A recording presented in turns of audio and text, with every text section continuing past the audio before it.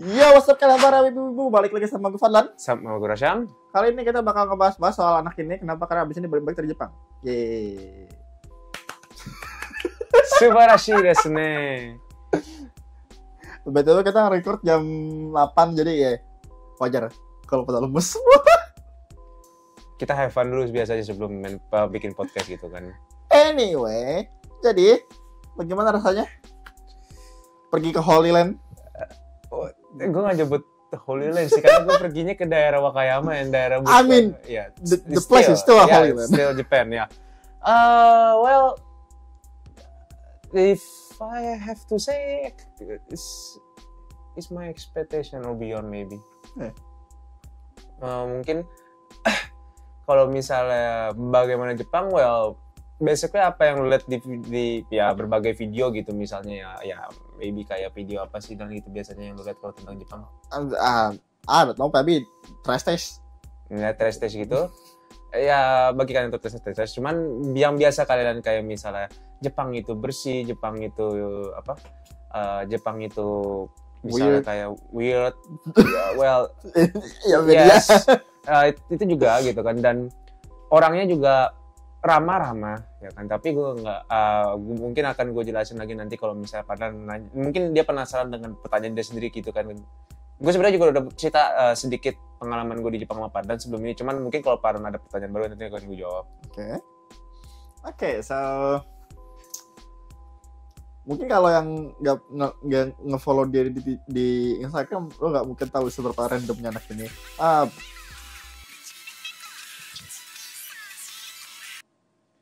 Halo, kenapa?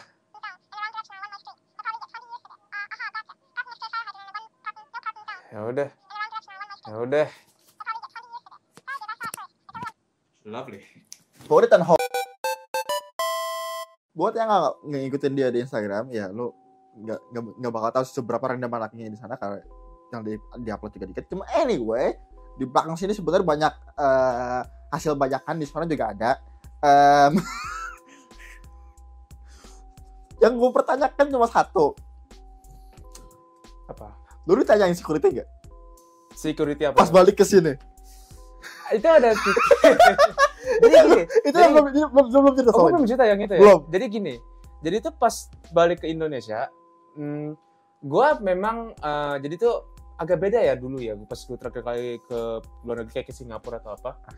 Jadi di sini lo harus pakai barcode gitu, nge-scan lo kayak Google Form gitu, cuman dari bea cukai. Itu dia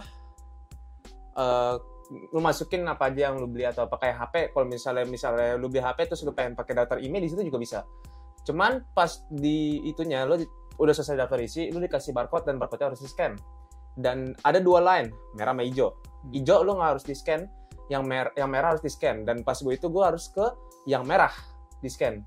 Gue nggak tahu kenapa, mungkin karena kelihatannya barang gue banyak, maybe karena gue cuma bawa satu koper sama satu kardusnya pun juga isinya makanan gitu, bukan yang gue beli gitu, yang gue beli di koper, di-scan, dan weirdly enough gue nggak ditanya sih.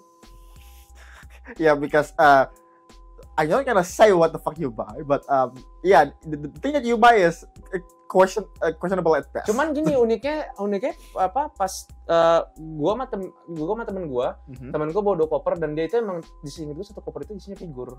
Tapi nggak ditanya juga. Mungkin emang kalau misalnya kayak I don't know, maybe mungkin kalau yang beli figur gitu nggak terlalu sering ditanya, maybe kayaknya I don't know, ya kan. Tapi alhamdulillah sih, karena memang pas di saat itu juga gua memang tahu kalau misalnya ada peraturan kalau lu mau beli sesuatu dari Jepang atau dari mana, lu gak boleh di atas 500 USD. Atau misalnya kalau ke Indonesiain atau ke yen yang paling gampang ya, karena kan gue kan ke Jepang gitu kan, gak boleh lebih dari 70.000 yen gue beli barang. Jadi kalau lu lebih dari 70.000 yen, lu kena pajak. Cuman memang pas gue beli barang ini, total kayak 50.000 yen lah, gak sampai 500 USD, jadi masih jatuhnya free pajak, ya kan. Paling gitu sih. Terus lo mau cerita soal lo pas nyampe di Jepang, pas di bandara? Yang mana? Yang tiba-tiba lo, let me speak Nihonji for a minute. Jadi ada yang kocak pas di Jepang gitu, gue juga cerita ke dia juga ketawa. Jadi tuh pas gue datang ke Jepang itu, biasalah ya namanya imigrasi ditanya kan. Dan kalau bagi kalian yang nggak tahu, gue ini jurusan sastra Jepang, jadi gue belajar bahasa Jepang. Padahal ini jurusan komputer, ya kan. Dan di saat di Jepang itu datang, kita harus nulis beda apa di Indonesia sih. Gue kurang tahu kalau di Indonesia. Cuman kalau di Jepang lo kayak dapat kertas dan lo tulis lo mau ngapain kesini, lo mau kemana gitu. Itu di Kansai International Airport ya, maksudnya di daerah Osaka, bukan di Tokyo. Kalau Tokyo gue nggak tahu sama atau beda. Ditanya terus udah kertas nih, gue masuklah ke kayak untuk dipertanyakan. Sorry gue kenyang. Masuk ke dalam terus gue ngomong kan kalau gue kesini pengen belajar gitu kan. Terus nihon de tapi wa. Sering mana tadi ya? Oke, baik. Oh yang di Jepang jadi gini. Jadi gue ditanyain, gue kasih tahu kan kalau gue kesini ya tadi gue kalau satu ngomong cuma gue bilang aja. Gue kesini emang pengen belajar niatnya. Memang niatnya sih emang belajar ujung-ujungnya sih. Ya kan terus gue ngomong pakai bahasa Jepang ya kan. Nihon de kita ryuga benkyou ga gitu kan. Nihongo jouzu. Ya, maaf Jepang gue jelek ya, gue belum terlalu bisa ngomong bahasa Jepang sama bumbunya jelek. Tadi ngomong ke gue, nasi Nihongo sabarin. Dia nanya ke gue, basically dia nanya, kenapa lu bisa bahasa Jepang gitu kan? Kenapa lu ngomong pakai bahasa Jepang ya gue kalau nggak salah di situ spontan gue jawab, watashi Nihongo benkyou dakara ne. Gue bilang gitu kan, ya karena gue belajar bahasa Jepang gitu kan. Itu kocak banget itu sumpah anjing. Gue nggak ngerti juga kenapa dia bisa kaget kayak gitu. Mungkin kayaknya maybe orang yang kesana nggak bisa bahasa Jepang. Mungkin maybe. jarang Maybe gitu kan. Mungkin ngomongnya pakai bahasa Inggris. Dan di Jepang sendiri gimana ya? Di Jepang sendiri bahasa Inggris bisa, tapi ya lu nggak bisa yang kayak ngomong full conversation gitu kan. Kayak paling yang secara simple aja kayak misalnya mungkin you want this gitu kan, this one or this one gitu kan. Gitu. Basic question you want to ask people like. Basic English gitu kan. Karena memang ya Jepang emang nggak sama aja sih kita Jepang sih. Kita lebih ke arah. Masih bisa lah kita kan bahasa Inggris kan. Cuman di sana memang nggak pakai bahasa Inggris dia. Sama question of the day. Buat yang nonton mungkin kalian bakal nanya juga berapa banyak hal yang lo lihat di sana kayaknya ini nggak harus di sini deh. Jadi gini, ini lumayan panjang kalau kayak yang kali ini. Jadi itu di Jepang itu, yang seperti kalian tahu, banyak questionable thing. Banyak questionable, weird things ya. Mungkin yang paling utama pengen gue sebutin itu adalah pachinko. Gue cerita ke lo nggak sih yang pachinko itu? Enggak. Jadi gini, jadi itu kalau kalian pernah denger dari Trash Test atau Chris Road ya. Yang nggak tahu pachinko itu basically lo tahu main ini nggak? Lo kayak bola besi dari atas nih terus banyak kayak tagnya kayak apa sih batangan kayak gundul lah biasanya. Iya kayak gundul jadi kayak ke bawah ntar dia mantul. Iya technically that's not gambling. Technically kayak gambling. Cuma Aceh itu kasih gambar contohnya. Cuman gue sedikit ngejelasin tentang pachinko ya.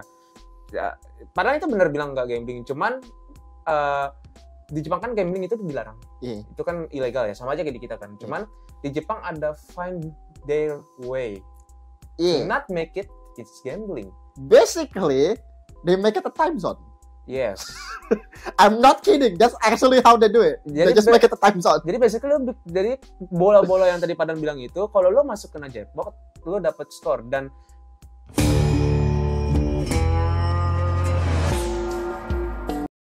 jadi gini, jadi itu yang Padan bilang itu kayak dia, jadi itu pachinko itu gambling, tapi di Jepang dan di Jepang itu ilegal, tetap ilegal. Cuman Jepang punya found their way to make it legal, I think. Karena gini, cara lo main game main pachinko dan gua sama temen gua kesana juga ngeliat, dia itu bola-bola besi itu kalau lo kena jackpot lo dapat poin. Dan basically yang Padan bilang ke Tamzon karena sekarang itu katanya pakai kartu. Lu masukin kartu, lu main bola-bola itu sampai berapapun. Dan saat udah selesai, lu basically ngeridem poin lo itu ke tempat yang berbeda, bukan di pachinko-nya. Lu mau nuker apapun di situ bisa dari menang pachinko lo. Basically kayak gitu cara mereka. Nggak punya legal. Dan kenapa gue bilang pachinko? Karena gini, kalau lu ke Jepang ya, dan gue begini, gue bukan di kota, jadi gue bisa ngeliat sisi-sisi countryside-nya gitu kan. Jadi basically lu lu kesana dan lu kayak nemu sebuah gedung nih. Gedung, wah gede nih, pasti mall. Atau ini pasti tempat bagus nih gitu kan. Maksudnya kayak mall atau apa supermarket di Jepang gede-gede banget tuh gitu. Terus habis itu kayak tempat baju nih. Bukan, itu pachinko. Kayak Why? Jadi kayak di sana tuh pachinko bener-bener banyak orang itu yang crazy banget gitu loh, kayak Yeah, gila I mean, banget. do you see how many collab they have? Iya sih ada banyak. They have an Evangelion one, they have a Godzilla one, they have a Code- fucking Symphogear somehow, Podcast. they have Code Geass, they have Ada Guilty Gear. Gundam. Yeah, I'm like, I mean, it's just a time zone at this point. Dan di sana itu bener-bener kayak lo di pinggir pokoknya gue tinggal di Wakayama itu basically kayak kalau di Indonesia itu mungkin kalau bisa bilang nggak kota besar sih, mungkin Yeah. kayak pinggiran Jogja atau maybe gitu kan, Yeah. yang masih agak kayak ya inaka lah Yeah. kayak perkampungan gitu kan. Di situ banyak banget pachinko. Gue mungkin di daerah Wakayama kemarin gue lihat kayak berangkat mau ke stasiun apa mungkin ada 3-4 pachinko yang gue lihat selama perjalanan, banyak banget. Yang kedua adalah kalau kalian sering lihat di maybe di anime atau mungkin di video YouTube atau misalnya di Instagram Reel, kalau orang ke Lawson suka ngeliat majalah bokep, Yeah. itu benar-benar ada di Jepang. Tapi mereka yang unik gitu caranya. Karena gini, jangan tanya kenapa gue bisa tahu, karena ya lu udah tahu lah pasti ya kan. Jadi gue ke sana dan gue emang sama temen gue niatnya emang pengen beli satu ya kan, tapi kita bingung mana bagian okepnya gitu kan. Ternyata mereka itu apa ya kalau bisa bilang, jadi kayak ada satu section lu kayak dia ini kertasnya antara lu harus digunting atau memang gue nggak tahu sih, kayak harus digunting sih. Jadi itu dia di tengah-tengah itu baru kelihatan gitu kan. Karena kalau kalian buka-buka itu biasa Graver Idol cuman gitu-gitu doang. Cuman nanti ada satu section yang dimana kalian harus kayak ngegunting gitu, dan disitulah bagian okepnya tuh. That's the weirdest thing I ever. Oh, padahal udah lihat mana jalannya yang mana ya kan. Udah cuma kan belum tahu kalau itu plastik foto. Itu salah satu, itu yang kedua. Yang ketiga itu adalah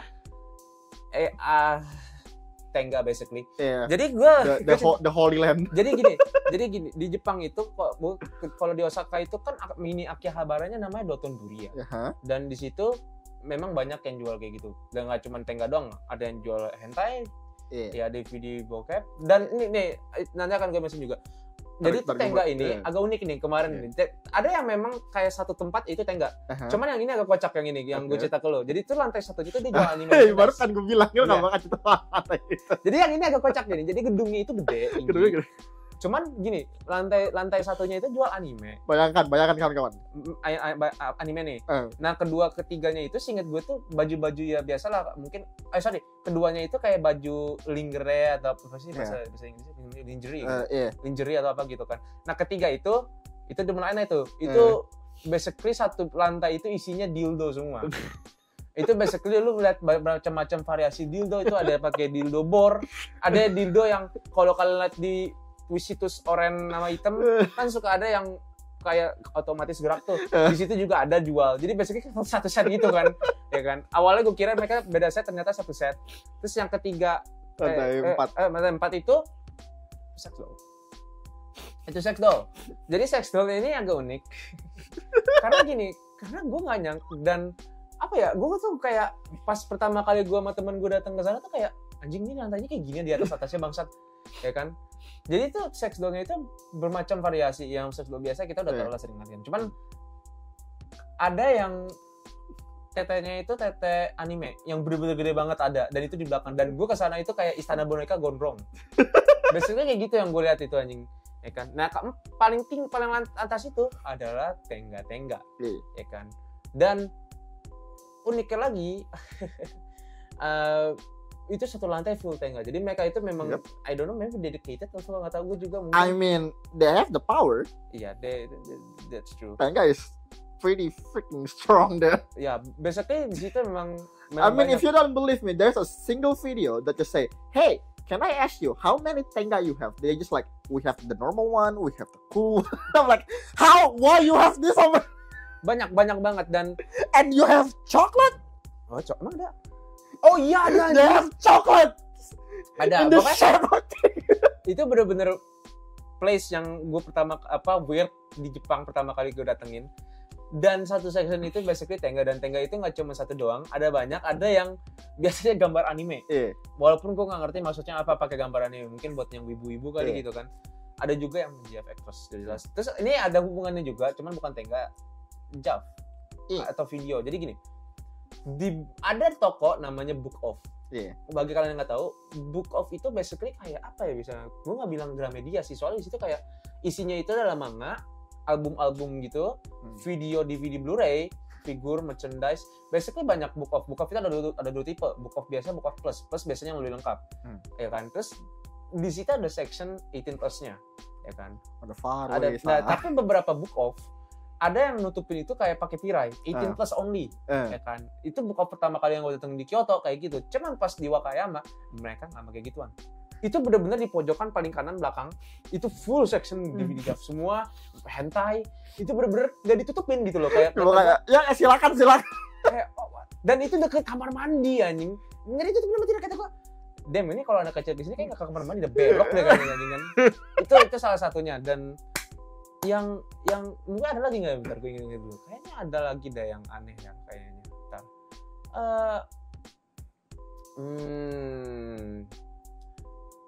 Oh ya, mungkin nggak ada sih kayaknya sih. Ini cuma segitu doang singkat gue. Yang gue ingat sekarang ya maksud gue. Yang gue ingat sekarang. Yang diingat sama dia. Oke, lanjut ke pertanyaan berikutnya. Berapa banyak tempat yang lo visit di situ? Di Rotonburinya? Enggak. Di Jepang lo ke kemana aja? Oh, lumayan banyak. Oke. Yang paling memorable? Either in the good way or in the dumb way? Dumb way sih. Kyoto. Ada nih, gue cerita. Pokoknya gue basically jalan dari hotel gue. Jadi kan gue ke Jepang ini pakai host family. Pakai lagi anjing kan. Maksud gue tinggal di host family. Cuman ada satu hari kalau nggak salah kita ke Kyoto. Kyoto itu di hotel, dan di hotel itu gue homesick kalau nggak salah, dan gue pengen ngeliat tas gue ajak temen gue, kita ke Book of View 8 km pulang balik.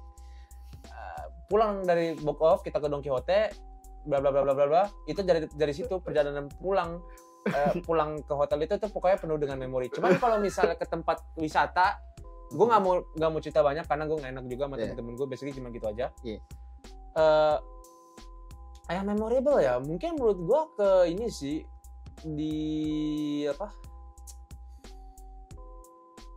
di mana ya, gue nggak karena masalah ke museum gitu gitu, jadi gue nggak terlalu banyak tertarik. Mungkin ke I don't know, gue nggak terlalu banyak memorable banget. Paling Rotonburi doang sih yang gue beli. Cuman kalau misalnya yang lain, kan mungkin yang memorable mancing sih. Itu. Jadi gue ada satu hari yang free time bersama host family gue, dan gue sama temen gue setuju kayak kita mancing aja. Kita nanya si Otosan ini atau kayak host family bokap ini, dia pernah mancing nggak gitu kan? Oh pernah, dia dulu sering gitu. Nah akhirnya kita kayak mancing aja nggak gitu, kayak mancing di situ mati gue anjing. Karena dingin banget loh, dan itu belum turun salju dan belum minus gitu. Itu seinget gue masih 5-6 derajat ya kan. Itu jadi itu gue pagi-pagi gue salah di situ. Gue nggak pakai jaket gue yang ini yang buat dingin ini, karena gue nggak tahu kan, soalnya gue kira maybe it's not that cold, ya kan. Ternyata gue salah besar. Gue cold di situ, tangan gue mati rasa, kuping gue mati rasa, muka gue mati rasa. Itu bener-bener kayak anjing. Basically gitu. Itu yang memorable gue banget. Terus kalau misalnya selain itu maybe nggak ada sih, belum dari itu doang kayaknya. Mungkin kalau misalkan kalian semua pada mau nanya anak ini beli apa aja, mungkin kalau misalkan nggak ikutin Instagramnya dia, karena dia bakal disingkat gue, lo pernah nge-share hasil bajakan lo. Iya. Anda beli apa saja di sana? Banyak. Yang paling I don't have any regret with this. Di belakang nggak kelihatan sih, kalau misalkan gue geser mungkin kelihatan. Ini di X-Blazer. Jadi ini main Ultraman. Terus abis itu ada nggak kelihatan. Ini gue review kemarin Gundam Milta Build. Jujur keadaan gue regret sih di Jepang, karena memang di Jepang sendiri karena harganya lebih murah ya dibanding. Do you want coba testing? Mungkin gue jelasin. Jadi gini, pas di Jepang itu gue beli figur harganya 12.000 yen. PVC, figur ini, sekarang figur ini yang di belakang nih ya. Dia itu harganya sekitar 12.000 yen itu sekitar 12 juta berapa lah basically gitu kan. 12 juta anjing. Wait a minute, that's wrong. 1,2 juta 200-an. 1,200,000. Dan itu memang untuk scale figur itu jatuhnya murah menurut gua. Dan di Indonesia gue cek dulu itu harganya 2,5. Lebih mahal. Do you see the difference everybody? Different banget, jauh banget. 2,5. Beda 1,3. Tapi di Jepang ada yang namanya tax free. Jadi ini sistemnya ini, gue jujur sistemnya masih nggak ngerti, cuman gue agak sedikit paham aja. Jadi basically lu beli barang ini tanpa pajaknya. Jadi basically lu kalau ke Jepang lu ngeliat figur atau misalnya merchandise gue nggak tahu ada kayaknya, nggak tahu dah. Cuman kalau figur atau nggak misalnya mungkin kayak DX yang Ultraman gitu kan, itu basically harga yang lo lihat di situ adalah harga udah termasuk pajak ya kan. Cuman pakai tax free pajaknya nggak ada. Dari yang tadinya gue harus bayar 12.000 yen, gue cuma bayar 10.000 yen. Tapi dengan catch, lo nggak boleh buka barang ini di Jepang. Di penjelasannya seperti itu. Jadi pas gue dijelasin sama orang Jepangnya di counter itu, lo nggak boleh buang plastiknya sama sekali, lo nggak boleh buka. Lo harus bawa ini bener-bener pulang ke negara lo. Biasanya kayak gitu catch ya. Cara mereka tahu kayak gimana kalau gue buat atau gue nggak tahu juga, ya kan. They have a way aja. They have a way. Soalnya yang dijelasin sama orang itu kayak gitu. Cuman kalau misalnya kalian masih kurang percaya sama gue, silakan cari di Google ada. Cuman sadly katanya tax free ini bakal dihilangin sama Jepang. Jadi gue pas banget gitu kan. Terus di Jepang juga kayak figur-figur yang mungkin jatuhnya masih mahal ya, contoh kayak Metal Blade yang gue beli, cuman jauh lebih murah aja di Jepang gitu kan. Yang dimana mungkin di Indonesia Metal Blade yang gue beli itu bisa 4,5 sampai 5 juta, di sana ya mahal, cuman masih sampai 2,7an, jadi jauh banget gitu, dan itu baru ya kan. Dan second di Jepang itu bener-bener bagus, cuman gue niatnya pengen beli second akhirnya gak jadi karena gue kalau nggak salah kayak harganya tuh gak beda jauh gitu kan. Jadi kayak udahlah gue beli yang baru aja. Ya kayak kalau misalkan lo ingat dia pernah beli figur kondisinya second, pas nyampe I don't think this is second. Oh iya, jadi ya makanya gue kalau yang inget ya PVC Lasia itu sih gue. Bukan Lasia Finishing Grade yang PVC pertama gue. Ada lagi? Let me see.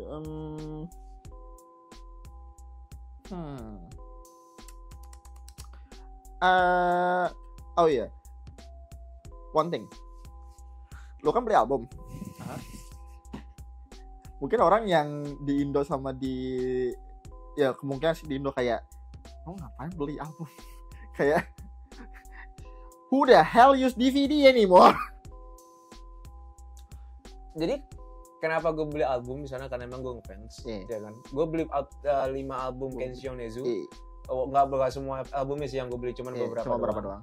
Cuman memang kenapa gue beli album karena memang di Indonesia jarang ada yang jual gitu kan, karena biasanya album yang dijual atau misalnya kayak di tempat-tempat kayak kita ambil Hobby Shop itu biasanya album-album memang yang anime terkenal gitu kan, kayak misalnya ya mungkin Love Live, mungkin kayak album Aknet maybe gitu kan. Jadi ada master gitu kan, jadi kayak emang agak jarang orang yang ngejual merch album J-popers, gitu gue ngomongnya, J-pop lah gitu, kayak Kenshi Yonezu mungkin atau Higedan gitu kan, atau Yorushika, emang jarang banget gitu kan. Dan kenapa gue beli ya karena gue pengen ngoleksi aja, gitu kan. Karena kalau misalkan kalian nanya kenapa mereka masih bikin album DVD fisikal, karena mereka masih pakai, karena mereka jadi gue di hostelnya itu memang mereka tua, udah 70-an sih gue. Cuman mereka itu di TV-nya gede by the way.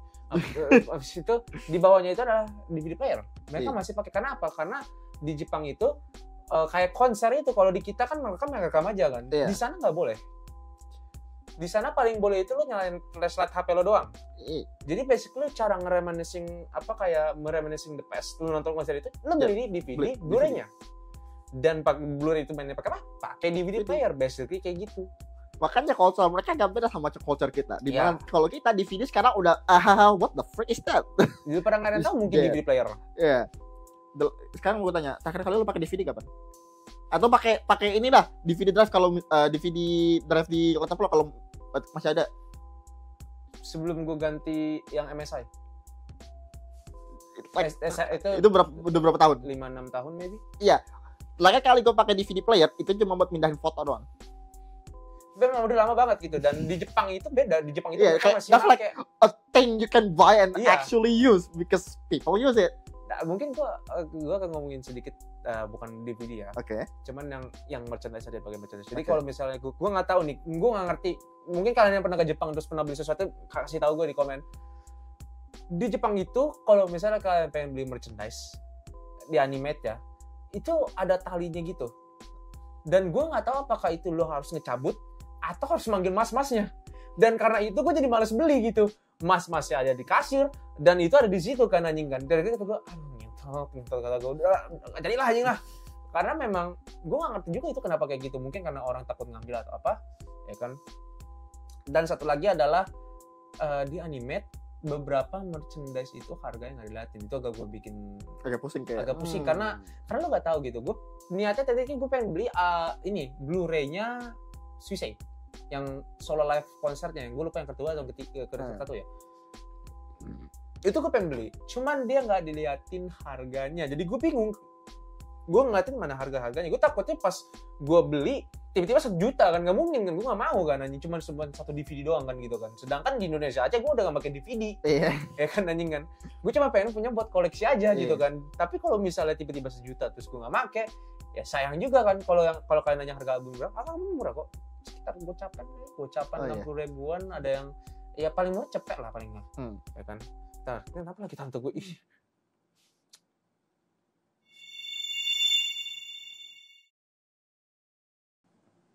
Oke. diem dong. Oke, next pertanyaan berikutnya. Ini pertanyaan yang lu pasti cerita sama gue, supaya lu kalian pernah tahu ya. Lu pernah cerita lu kalau ada satu barang yang lu regret gak beli? Oh, ada. Jadi di Jepang itu ada toko, kemarin tuh gue ada nemu toko record player. Iya, nah, lu kalau nggak tahu record player keterlaluan, tapi kemungkinan besar emang nggak tahu sih. Record player itu basically bayangin aja DVD player cuma lebih tua. Iya, biasa musik. Iya, dimana kasetnya hitam itu basically piring. Oh iya, piring ya namanya sebetulnya. Iya, piring hitam kalau bahasa Indonesia. Basically ya literally piring tipis hitam, cuma ada yang spesial lagi nih. Jadi aku kemarin itu pas kesana itu, gue mungkin nanti akan mintain fotonya deh mungkin sama temen gue. Gue kesana dan gue itu pertama kali datang ke sana, gue langsung anjing gue pengen banget beli. Cuman gue takut pecah. Karena anak ini secara bodoh dan gak bodohnya gak bawa bubble wrap. Kenapa? Karena takut dikira ganja. Iya, jadi makanya gue sebenarnya gue tuh pengen bawa bubble wrap buat biar biar aman aja barang-barang. Cuman gue takutnya ini apa nih gini nanti koper gue dibuka atau apa kan. Jadi makanya gue nggak jadi bawa, ya kan. Bodohnya gue itu, cuman ya buat safety-nya ya biar gue nggak dikira bawa sesuatu gitu kan. Tapi balik lagi ke record player. Jadi record player itu suka ada gambar-gambarnya, ya kan. Mungkin Cid ambil contoh gambar satu lah Cid, ya kan. Nah record player yang gue pengen ini itu gambarnya anime tapi retro tapi dengan style zaman sekarang. Itu gue suka banget ngeliatnya. Kayak gue pengen banget beli, gue pajang di sini di atas sini. Cuman gue nyesel. Nyesel banget gue gak beli. Harganya juga gak mahal. Harganya segini kok 300.000, 400.000. Cuman gue takutnya pecah pas di dalam bagasi. Makanya gue gak beli. Tenang Pak, masih ada roda 2. Ya nanti tahun depan. Jadi gitu. Basically karena itulah kenapa gue nyesel nggak beli barang itu. Itu satu-satunya barang yang gue nyesel banget gue nggak beli, ya kan. Terus tambah lagi mungkin mungkin ini ada sedikit sih tahu aja ke kalian. Jadi kalau kalian tahu kayak misalnya ya mungkin card, gue nggak tahu sih, bukan card box ya. Jadi kayak merchandise yang kayak gacha-gacha gitu tuh, ya itu lebih murah di sana. Mungkin Indonesia satu itu bisa 500.000, 600.000 atau mungkin 1 juta. Di sana cuma 330.000. Gue beli yang kayak, ya kan, itu harga lebih murah, ada di atas itu. Nggak kelihatan kayak. Nggak kelihatan, itu lebih murah di sana, ya kan. Terus, card shop, ada banyak card shop sumpah, banyak banget, sumpah. Gue nggak mau nanya itu. Di Dotonbori itu, kalau kalian yang demen main kartu Vanguard, Yu-Gi-Oh atau yang lain-lain gitu, itu banyak banget card shop di situ tuh. Sebenarnya nggak cuma itu doang sih, masalahnya gini, kayaknya cuma Indonesia doang. Di semua negara tuh card game tuh masih kayak ya weird thing. Kita itu sesuatu yang belum ada yang tahu banyak. Iya.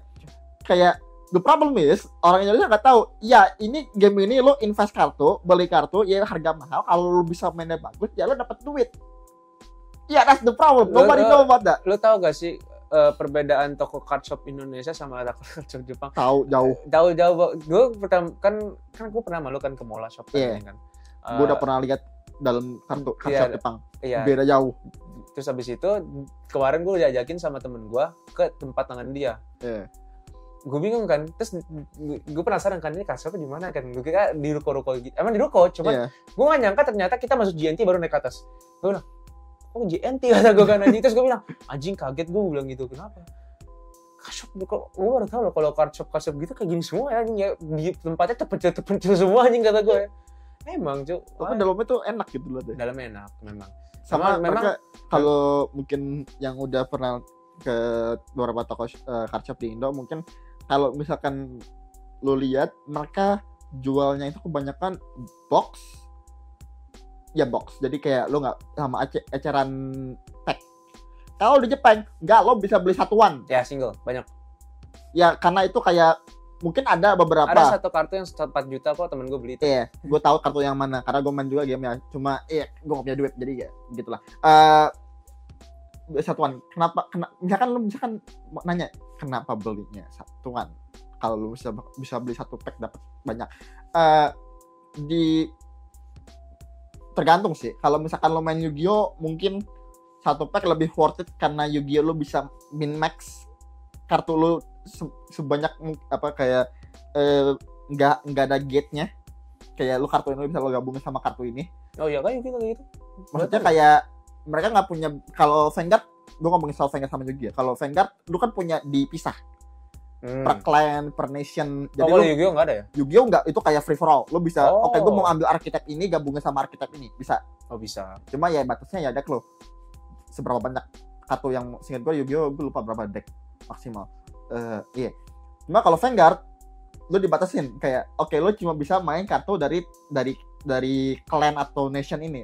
Maka itu lo mau beli satuan. Kenapa satu pack itu random? Lo bisa dapat dari clan yang ini, clan yang sana. Kecuali mereka rilis beberapa booster yang kayak emang dedicated buat kan itu. Iya, biasanya ada beberapa. Jadi ya, just knowledge. Sedikit dari paduan tuh. Harga kartu satuan di Jepang dan di luar negeri juga seminggu banyak. Di Indonesia sayangnya jarang. Terakhir kali gue lihat yang gue inget banget card shop yang ada eceran satuannya itu pas gue jemput Alfred.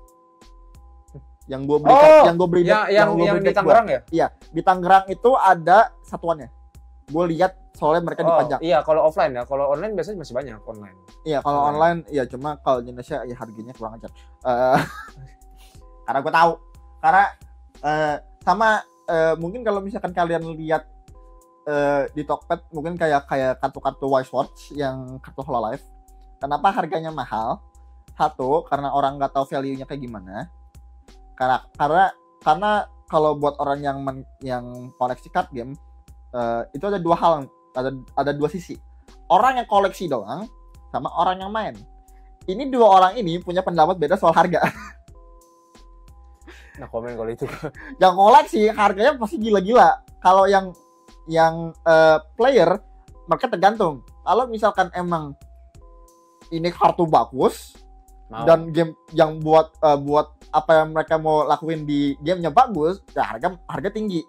Tapi kalau misalkan kurang bagus tapi artnya bagus, itu harga ya lumayan lah, nggak terlalu mahal-mahal banget.